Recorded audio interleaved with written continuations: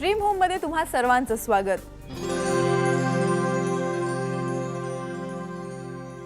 आज वास्तुशास्त्र विषयक आपण अधिक माहिती जाणून घेऊया।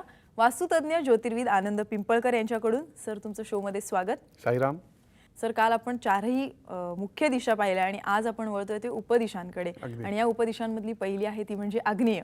तर या आग्नेयाचं नेमकं काय महत्त्व आहे? नेहमीप्रमाणे फोड करा म्हणणार। आग्नेय म्हणजे अग्नी आणि आग्नेय म्हणजे अग्नीचा जिथे वास असतो ती दिशा म्हणजे आग्नेय। म्हणून आग्नेय दिशेला पाणी असावं नाही। चुकलं, झाली तू वास्तुतज्ञ। वास्तुतज्ञ व्हायला वेगळं काही गरज नाही। दिशा काय मी लिहिल्यात का? नाही। दिशा या पूर्वापार आलेल्या आहेत। अगदी इंग्रजीच्या दिशा आहेत ना, त्यांचा जरी अभ्यास केला ना तरी त्याची तत्व त्या इंग्रजी दिशांमध्ये दिसतात, ते मी पुढच्या भागांमध्ये सांगणार आहे। पण आग्नेय या शब्दामध्येच अग्नितत्व लपलेलं आहे, हे वेगळं सांगायची गरज आहे का? नाही। म्हणजे जर तुमच्या घरामध्ये आग्नेय कोपऱ्यात जर पाणी असेल तर काय होईल? अर्थात आग्नेय आणि पाणी या भिन्न गोष्टी आहेत। मग आग्नेय कोपऱ्यात काय पाहिजे? अग्नी पाहिजे। म्हणजे काय पाहिजे? घरातला कुठलीही गोष्ट, झोपायचे आराम करण्याची जागा पाहिजे का? गप्पा मारण्याची जागा पाहिजे का? पूजेची जागा पाहिजे का?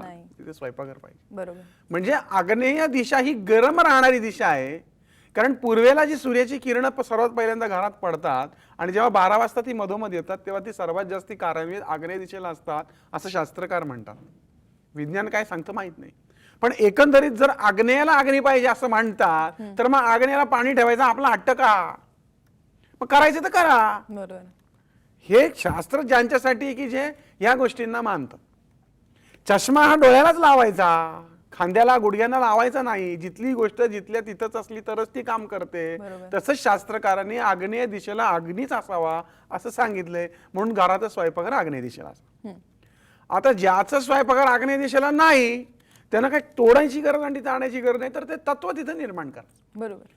हल्ली इंटेरियर मध्ये असे कुंड मिळतात की ज्याच्यात लाल रंगाचा लाईट असतो आणि पंखा असतो, तो गरम होतो आणि त्या ज्या काही झुरमुळ्यासारखे असतात ते उडायला सुरुवात होतं आणि लाल लाईट दिसतो आणि त्याच्यामुळे ते थोडंसं विस्तवासारखं दिसतं। ठीक आहे, चला हा खूपच मी तुम्हाला शोचा वस्तू सांगितली, तुम्ही लाल बल्ब लावू शकता। चला ठीक आहे, बल्ब लावायचाही खर्च नको, तुम्ही पूर्व भिंतीला 1 फूट बाय 1 फूट लाल रंगाचा भरीव चौकोन तर काढू शकता। बरीच लोक काय करतात, आग्नेय दिशेला स्वयंपाकघर नाही म्हणून आग्नेय दिशेला सगळं अख्खाच्या अख्खं लाल करतात, तर ते पण घातक आहे। आग्नेय दिशेला अग्नी पाहिजे, आग्नेय दिशेला लालपणा पाहिजे, पण तो प्रमाणात पाहिजे। त्यामुळे त्या वास्तुतज्ञाला आणि ज्ञान देणाऱ्याला पण माहिती पाहिजे की तिथं प्रमाण किती आहे। आणि म्हणून आग्नेय दिशा ही माणसाचा कोठा साफ ठेवते, अन्नाला बरकत देते, खाल्लेलं अन्न पचनी पडतं किंवा नाहीतर काही लोक नुसतेच खातात पण त्यांच्या शरीरावर काहीच दिसत नाही। सांगण्याचं तात्पर्य की खाल्लेलं अन्न शरीराला लागलं पाहिजे, अन्नाला पुरवठा आला पाहिजे, अन्न बेचव होता कामा नये, अन्न करणाऱ्या स्त्रीला अन्न शिजवण्याचा उत्साह निर्माण झाला पाहिजे, ती सुगरण झाली पाहिजे। आणि म्हणून आग्नेय दिशेला किचन असणं योग्य असतं। आणि ज्या वेळेस आग्नेय कोपऱ्यामध्ये बेडरूम येतं त्यावेळेस काय होणार? त्या ठिकाणी जी स्त्री राहते, झोपते किंवा पुरुष, त्याचं डोकं सतत गरम राहणार। मग कॉन्सन्ट्रेशनच्या नियमाप्रमाणे एके ठिकाणी लाल रंग कॉन्सन्ट्रेट केला तर तो दोष बऱ्यापैकी कमी होतो। आता तुला मी एक उदाहरण देतो की समजा आता हे घर आहे, आता मी एक उदाहरण देतो, हा, तू नीट समजून घे, तू त्याच्याशी ताळमेळ घालून बघ।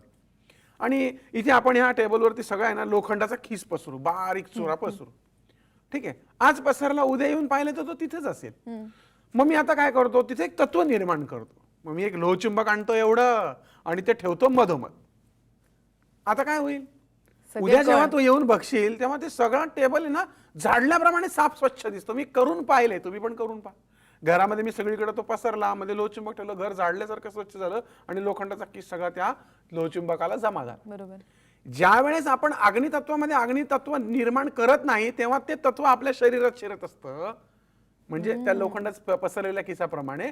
आणि ज्यावेळेस आपण तिथे ते निर्माण करतो त्यावेळेस ती एनर्जी सगळी तिथे कॉन्सन्ट्रेट होते, म्हणजे लोखंड जसं त्याला चिकटतं तशी एनर्जी एकवटते तिथे आणि तिथे राहणारी माणसं सुटतात। आणि जर आग्नेयला किचन असेल तर आनंदाची गोष्ट आहे। आपल्याला आपला पहिला फोन आलाय, संग्राम जगताप बोलतायत फलटणहून। बोला, तुमचा प्रश्न विचारा। आमचा जो वाडा इथे, त्या वाड्यात कुणालाच यश मिळत नाही। जे वाडा सोडून गेले ते यशस्वी झाले, मग आम्ही पण वाडा सोडायचा का? आता फलटण किंवा या भागामध्ये जेव्हा आपण जातो तेव्हा खूप अशा जुन्या वास्तू आहेत की 400-400, 500-500, 200-200, 300-300, 150-150 वर्ष जुन्या। आणि असं नेहमी पाहण्यात येतं की एखाद्या वास्तूमधला ग्रेस निघून जातो. जसं माणसाला आयुष्य असतं का नाही तसं वास्तूला पण आयुष्य असतं. कारण वास्तू हा पुरुष आहे, वास्तू हा एक सजीव कल्पलेला आहे. त्यामुळे जसा माणूस मरतो तशी वास्तू पण मरत असते. बरोबर. फक्त वास्तू मरते म्हणजे त्याच्यातली एनर्जी डाऊन होते किंवा त्यातली तत्व म्हणजे थोडक्यात अन्नाचा कस निघून जातो, किंबहुना ज्या जमिनीमध्ये सतत कसलं जातं, सतत धान्य काढलं जातं, तिचा कस पण कमी होतो आणि मग कस वाढवण्याकरता वेगवेगळ्या प्रकारे खतं वापरून, नॅचरल खतं वापरून बरोबर. तिच्यातला कस वाढवला जातो. तसं यांच्या वास्तूमध्ये हे कित्येक वर्षापासून राहतात. त्या वास्तू त्यांना यश नाही. त्यांनी असा अनुभव घेतलाय की जे ती वाढत सोडून गेलेले आहेत त्यांची प्रगती झाली. बरोबर. बऱ्याच जुन्या मंडळींचं काय असतं, माझं घर आहे मी सोडणार नाही. ठीक आहे, मी मागं सुद्धा असं म्हटलेलो आहे किंवा मी वारंवार असं म्हणतो की तुमच्या घरात उंदीर मरून पडला तर तो काढून फेकायची गरज नाहीये, तुम्ही त्याच्यावर काहीतरी उपयोग करून घ्या. तसं या वास्तूवरती त्यांनी जर का वास्तू प्रॉपर दाखवली तर ती एनर्जाइज करू शकतात. बरोबर. त्यासाठी सगळ्यात पहिला उपाय ती म्हणजे वास्तूची वास्तुशांती पुनरपीकरण. वास्तुशांती ही दरवर्षी केली जाते, पण प्रत्येक वर्षी वास्तुपुरुष तिथे निक्षेप करायची गरज नाही. पण त्या वास्तूला उजवणं किंवा वास्तुशांती करण्याने सुद्धा वास्तूच्या इनर ओऱ्यामध्ये आउटर ओऱ्यामध्ये फरक पडेल. किंबहुना घरामध्ये थोडंसं इंटेरियर करून घेतलं, छानसा रंग, मॉर्निंग ग्लोरी नावाचा कलर असतो, तो कलर त्यांनी लावला किंवा ज्या खांबा आहेत किंवा तुळ्या आहेत त्यांच्या जुन्या असतील तर त्याला त्यांनी छान वॉर्निश करून घेतलं, घरामध्ये थोडेसे लाईट इफेक्ट्स वगैरे टाकले तर ते घर पुन्हा ऊर्जित अवस्थेमध्ये येईल. खरी गोष्ट. आणि तरी सुद्धा जर का त्रास होत असेल तर मात्र त्यांनी ती जागा सोडावी. पण तसं होत नाही. असं केलं की निश्चित त्यांना फरक जाणवेल. तुला मी एक उदाहरण देतो की माणसाला कधी कधी खूप डल वाटतं, कंटाळतो तो काही, आणि त्याला महत्वाचं काम आहे, त्याला उत्साह पाहिजे पण नाही. मग अशा वेळेस काय करायचं, आपल्या ठेवणीतला सुंदरसा ड्रेस काढायचा, कपडा काढायचा, अंगावर घालायचं. सुंदरसं तुम्हाला जर सुवासिक अत्तर आवडत असेल तर ती अंगावरती स्प्रे करायची आणि एक छानशी चक्कर मारून याची सगळ्या शरीराला चेतना आणि ऊर्जा मिळते. तसे वास्तूला सुद्धा गरज असते कपडे बदलायची, आणि म्हणून तुम्ही त्या वास्तूचे रंगरंगोटी केली तर निश्चित चांगला फरक जाणवेल. त्यामुळे एकदम सोडायची गरज नाही, हे करून पाहायला हरकत नाही. अगदी. आपल्याला आणखीन एक कॉल आलाय. महेश बेदरकर बोलतायत साताऱ्याहून. बोला, तुमचा प्रश्न विचारा. वास्तूच्या आजूबाजूला जे चढ उतार असतात ते आपल्यावर किंवा आपल्या जीवनावर परिणाम करतात का? 100% मानवी जीवनावरती वास्तूच्या आजूबाजूचे परिणाम करतात जीवनात चढ उतार. म्हणून आम्ही नाही म्हणतो की उत्तर दिशेला कधीच चढत नसावा किंवा जडत्व नसावं. उत्तर बंद होते किंवा दक्षिण दिशेला चढ हा खूप चांगला मानला गेलेला आहे. नैऋत्येला चढ किंवा डोंगर असेल तर उत्तम मानला गेला आहे. पण पूर्वेला डोंगर असेल आणि पूर्वेला मोठमोठी इमारती असतील तर या इमारतीत तिकडनं उजेड येत नाही. म्हणजे ज्या ठिकाणाहून पंचमहाभूतांना अडथळे होतात अशा ठिकाणी उंचवटे नसावेत, आणि ज्या ठिकाणाहून सोसाट्याचा वारा किंवा काही वादळं वगैरे येतात म्हणजे आपण तो नैऋत्य दिशेचा, त्या ठिकाणी जडत्व असणं हे योग्य मानलं गेलेलं आहे. त्यामुळं निश्चितच चढउताराचा परिणाम होतो. सगळ्यात पहिला चढउताराचा परिणाम होतो म्हणजे मानसिक त्रास. ईशान्य कोपऱ्यात चढ असणं, खूप उंच जडत्व असणं, पूर्व आणि उत्तर जडत्व असणं हा आर्थिक आणि मानसिक दृष्ट्या त्रासदायक असतं. तर नैऋत्य, दक्षिण आणि पश्चिम दिशेला चढ आणि डोंगर असणं किंवा जड असणं हे अतिशय सुखकारक मानले गेले. निश्चित परिणाम होतो. सर, तुम्ही इथे आलात आणि एवढी छान माहिती मला दिली, तसंच आपल्या ऑडियन्सच्या प्रश्नांनाही छान उत्तरं दिली, त्याबद्दल धन्यवाद.